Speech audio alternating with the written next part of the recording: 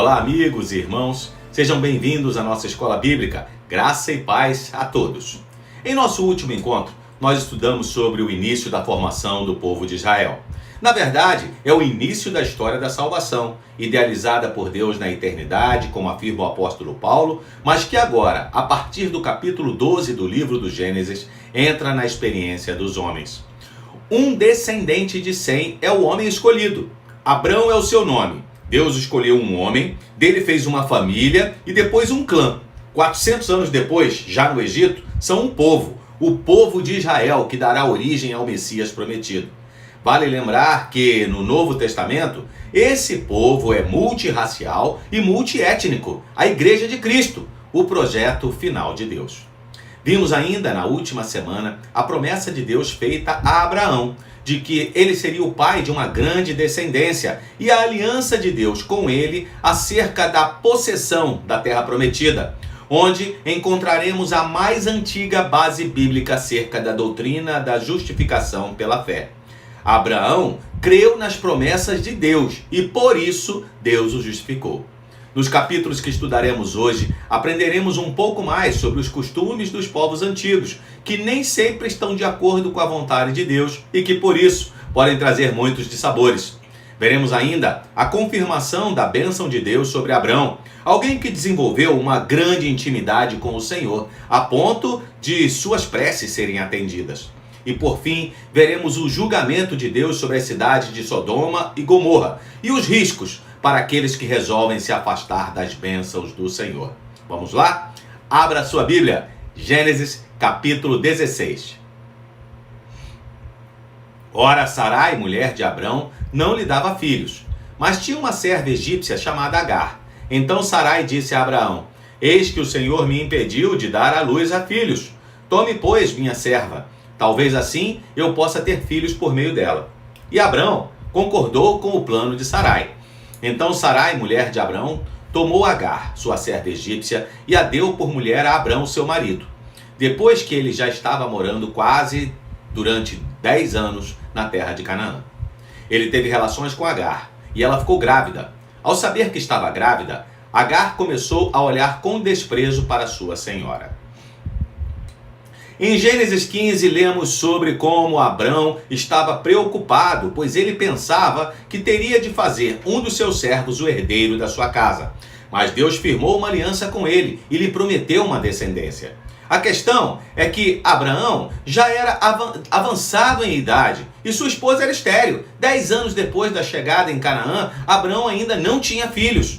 Então, agora é Sarai, sua esposa, quem toma a iniciativa. Diante de sua impossibilidade de gerar filhos, ela ofereceu a Abrão sua própria serva. Essa serva era Agar, uma mulher egípcia, uma prática muito estranha em nossos dias, mas perfeitamente comum à época. Agar deveria gerar um filho de Abraão, e este filho, gerado da escrava, era considerado pertencente à esposa legítima. Nem precisamos dizer que esse não era o plano de Deus. Aliás, o comentário bíblico NVI classifica essa história como um testemunho eloquente da frieza da lei, das regras sociais e também do prejuízo psicológico que uniões polígamas tão facilmente causam. O plano de Sarai teve sérias consequências. De fato, Agar conseguiu conceber do esposo de Sarai, mas imediatamente também teve origem uma rivalidade dentro da casa de Abraão que se estendeu ao longo da história. Diz o restante do relato bíblico que assim que a serva Agar percebeu que havia concebido de Abrão, ela desprezou Sarai. A gravidade da atitude de Agar é enfatizada pelo escritor do Gênesis. A palavra hebraica aplicada por ele e traduzida como desprezou também pode significar amaldiçoou. Ao ser desprezada por Agar, Sarai recorreu a Abrão e lhe contou o que estava acontecendo. Então Abraão lhe respondeu que ela tinha total autoridade sobre Agar e poderia fazer o que bem lhe parecesse. Daí o texto bíblico diz que Sarai humilhou Agar e ela fugiu para o deserto. Verso 7. Quando o anjo do Senhor a encontrou junto a uma fonte de água no deserto, junto à fonte no caminho de Sur, perguntou-lhe: Agar, serva de Sarai, de onde você vem e para onde você vai? Ela respondeu: Fujo da presença de Sarai, minha senhora. Então o anjo do Senhor lhe disse: volte para sua senhora e sujeite-se a ela. E o anjo do Senhor disse também: aumentarei em muito a sua descendência, de maneira que de tão numerosa não poderá ser contada.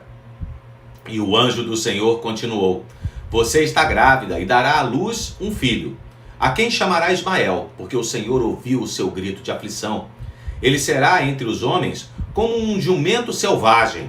A sua mão será contra todos, e a mão de todos será contra ele. E habitará diante de todos os seus irmãos. Então Agar deu ao Senhor, que havia falado com ela, o nome de Tu és o Deus que vê. Porque ela dizia: neste lugar eu olhei para aquele que me vê. No seu desespero, Agar fugiu na direção de sua terra natal, o Egito. Ela era legalmente uma escrava e não tinha o direito de fugir. No entanto, sua situação se tornou insustentável e a fuga lhe parecia a sua única saída. O cuidado de Deus por Agar a conduziu de volta à casa de Abrão. O menino nasceu e o patriarca reconheceu devidamente o seu filho e lhe deu um nome. E assim, nessa questão não se tocou mais, por mais 13 anos, como veremos adiante. No Novo Testamento, o apóstolo Paulo vai usar este drama familiar como alegoria para explicar que os crentes não estão mais sobre a servidão do pecado e debaixo da maldição da lei. Gênesis 17 começa dizendo que Deus apareceu a Abrão quando ele tinha a idade de 99 anos e confirma mais uma vez as promessas divinas anteriores. Mas agora, uma obrigação é colocada sobre Abrão já no início. Ande segundo a minha vontade e seja íntegro. Capítulo 17, verso 1.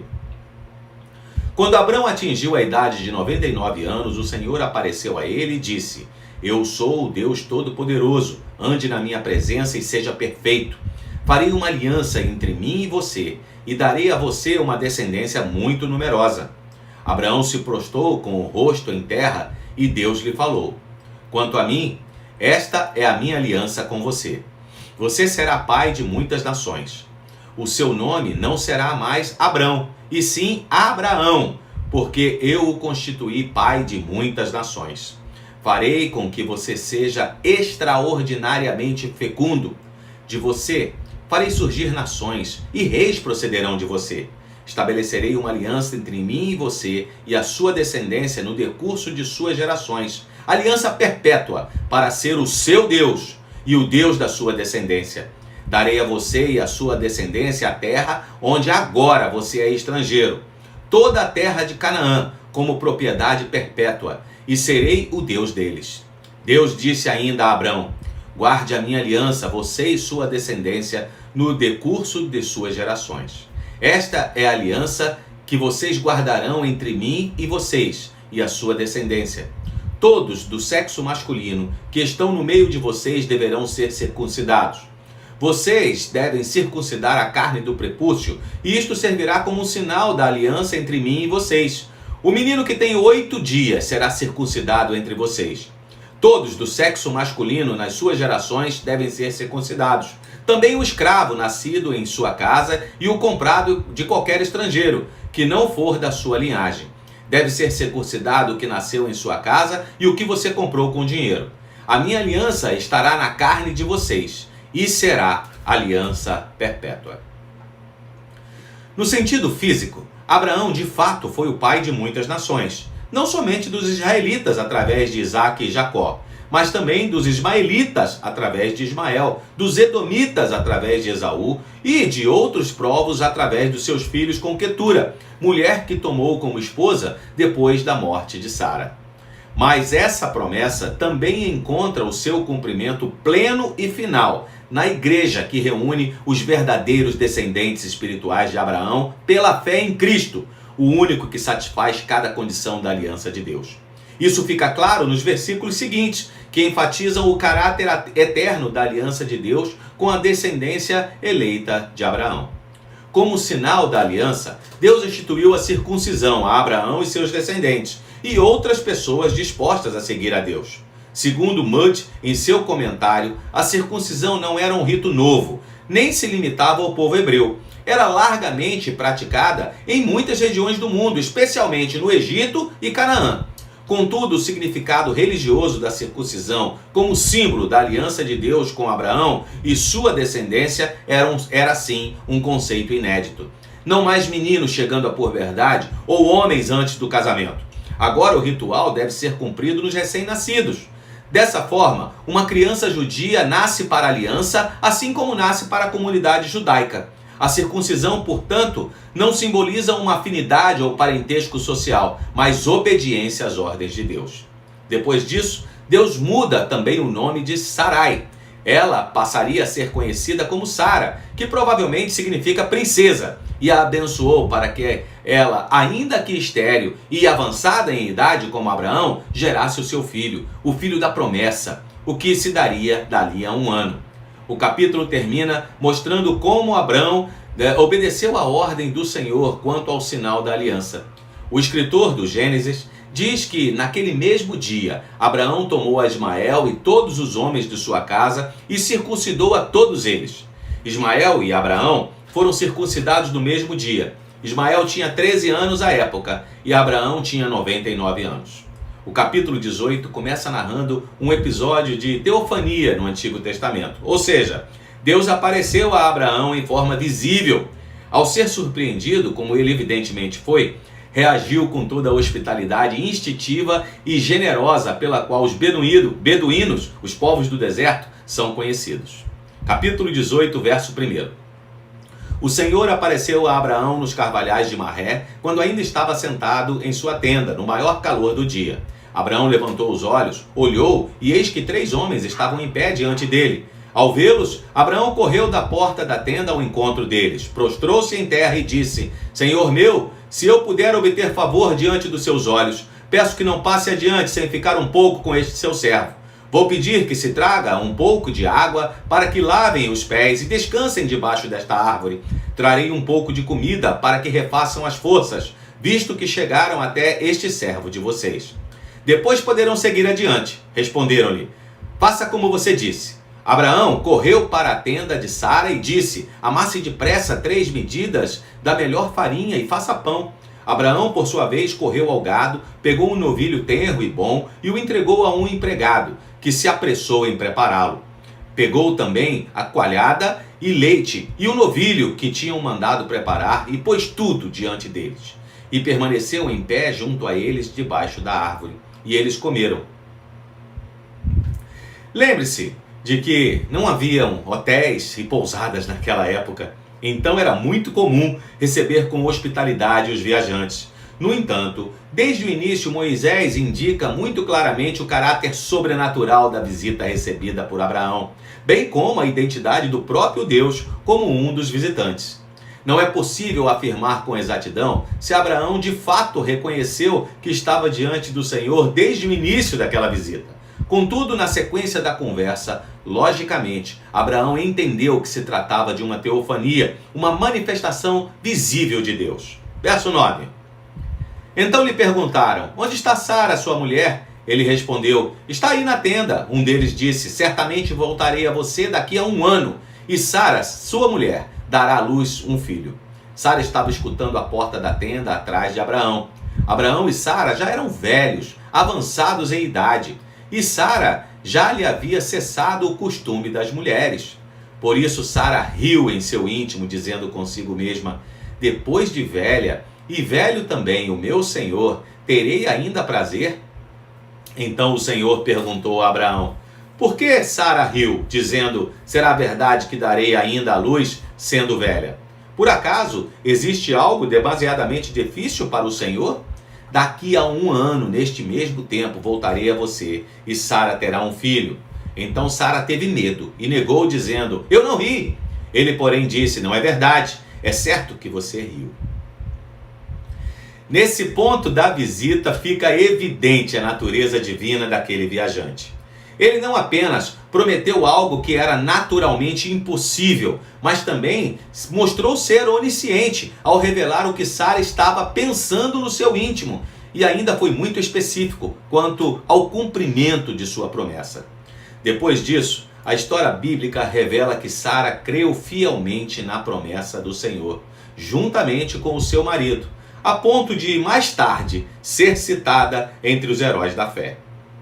Na sequência do texto, temos um dos mais belos exemplos de como podemos e devemos nos relacionar com Deus. A aliança estabelecida nos capítulos anteriores entre Deus e Abraão tinha expressado promessas e obrigações que poderiam ser cultivadas e promovidas. Uma aliança é muito mais do que um contrato. Indica um relacionamento próximo e caloroso, expresso aqui pela frase "eu o escolhi", ou literalmente "eu o conheci". O seu relacionamento é a base para a descrição de Abraão como amigo de Deus. Verso 16. Quando aqueles homens se levantaram dali, olharam para Sodoma, e Abraão ia com eles para os encaminhar. O Senhor disse: "Será que eu devo esconder de Abraão o que estou para fazer? Visto que Abraão certamente virá a ser uma grande e poderosa nação, e nele serão benditas todas as nações da terra? Porque eu o escolhi para que ordene aos seus filhos e à sua casa depois dele, a fim de que guardem o caminho do Senhor e pratiquem a justiça e o juízo, para que o Senhor faça vir sobre Abraão o que lhe prometeu." Então o Senhor disse: "O clamor contra Sodoma e Gomorra tem aumentado, e o seu pecado é gravíssimo. Descerei e verei se de fato o que tem praticado corresponde a esse clamor que veio até mim. E se esse não for o caso, eu ficarei sabendo." Esta revelação não apenas indicava o papel singular de Abraão no plano soberano de Deus, e mais uma vez confirmava sua aliança com o patriarca, mas também tinha um propósito didático. Abraão e, consequentemente, sua descendência deveriam aprender sobre a justiça de Deus. O texto deixa claro que o julgamento de Deus sobre aquela cidade não era sem motivo. Deus, em sua santidade e sabedoria, investigou cuidadosamente aquelas cidades. De fato, o pecado de seus habitantes havia se multiplicado demasiadamente.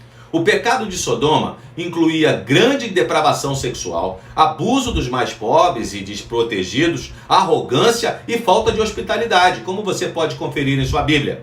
O capítulo termina com Abraão argumentando com o Senhor se as cidades poderiam ser poupadas caso houvessem homens justos entre os seus habitantes. Muito provavelmente, Abraão estivesse preocupado com o seu sobrinho que vivia em Sodoma. A questão é que naquelas cidades não haviam nem mesmo 10 homens justos. O clamor que denunciava as injustiças que ocorriam naquelas terras haviam chegado ao juiz de toda a terra. Então o julgamento divino era plenamente merecido e não um ato de tirania.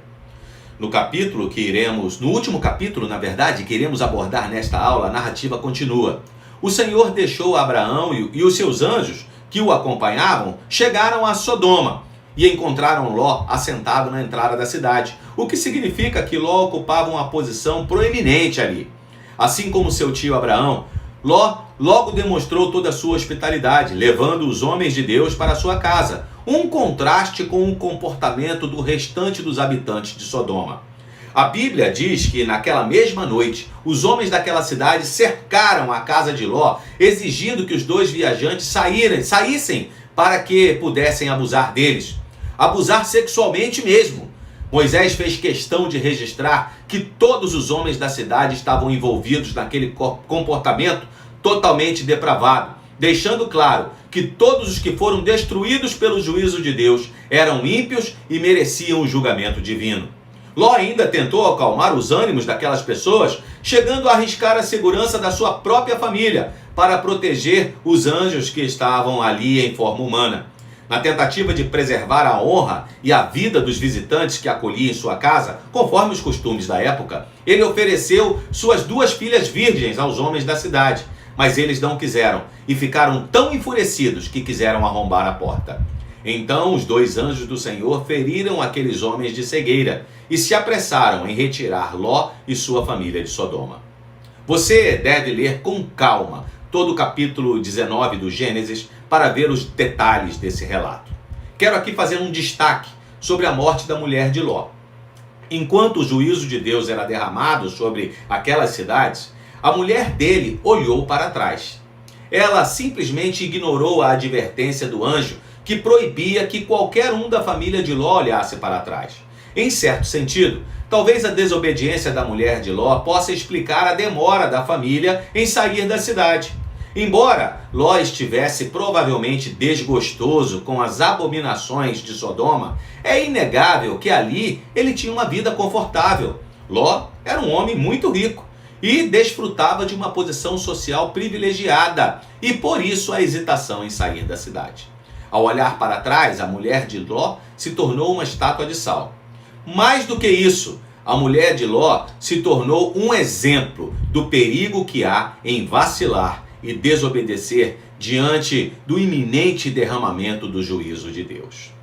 Gênesis 19 termina com o relato de como surgiram os Moabitas e os Amonitas, dois grandes inimigos do povo de Israel ao longo do Velho Testamento. Ló partiu de Zoar e deixou no monte ele e as suas duas filhas, porque receavam permanecer em Zoar. Ló habitou numa caverna, e com ele as duas filhas. Então a primogênita disse à mais moça: nosso pai está velho, e não há homem na terra que venha unir-se conosco, segundo o costume de toda a terra. Venha, vamos embebedá-lo com vinho, deitemo-nos com ele e conservemos a descendência de nosso pai.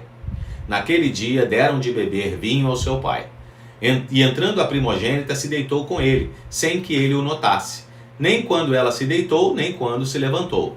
No dia seguinte, a primogênita disse à mais nova: ontem à noite deitei-me com meu pai. Vamos embebedá-lo também esta noite. Entre e deite-se com ele, para que preservemos a descendência de nosso pai. De novo naquela noite deram de beber vinho ao seu pai. E entrando a mais nova, se deitou com ele, sem que ele o notasse, nem quando ela se deitou, nem quando se levantou. E assim as duas filhas de Ló ficaram grávidas do seu próprio pai. A primogênita deu à luz a um filho e lhe deu o nome de Moabe. Este é o pai dos Moabitas até o dia de hoje. A mais nova também deu à luz um filho e lhe deu o nome de Ben-Amim. Este é o pai dos Amonitas até o dia de hoje. O último capítulo da vida de Ló é de dar pena. Ele descreve as relações incestuosas que nós gostaríamos de esquecer, deixando claro que a vida imoral de Sodoma havia corrompido as filhas de Ló, que até então eram virgens. O resultado desse ato foi o nascimento de dois meninos, que foram os primogênitos dos Moabitas e dos Amonitas. Ló e sua família fracassaram miseravelmente. Lembram quando disse na aula anterior? A Bíblia é o único livro que desnuda os seus heróis. Que todas essas lições, agradáveis e bonitas como a amizade entre Deus e Abraão, ou terríveis e melancólicas como a destruição de Sodoma e Gomorra e o incesto das filhas de Ló, nos sirvam de alerta sobre o que devemos fazer e o que não devemos fazer. Que possamos sempre nos recordar: não se enganem, de Deus não se zomba, pois aquilo que a pessoa semear, isso também colherá. Quem semeia para a sua própria carne, da carne colherá corrupção. Mas quem semeia para o Espírito, do Espírito colherá a vida eterna. Então é isso, pessoal. Chegamos ao fim de mais um estudo.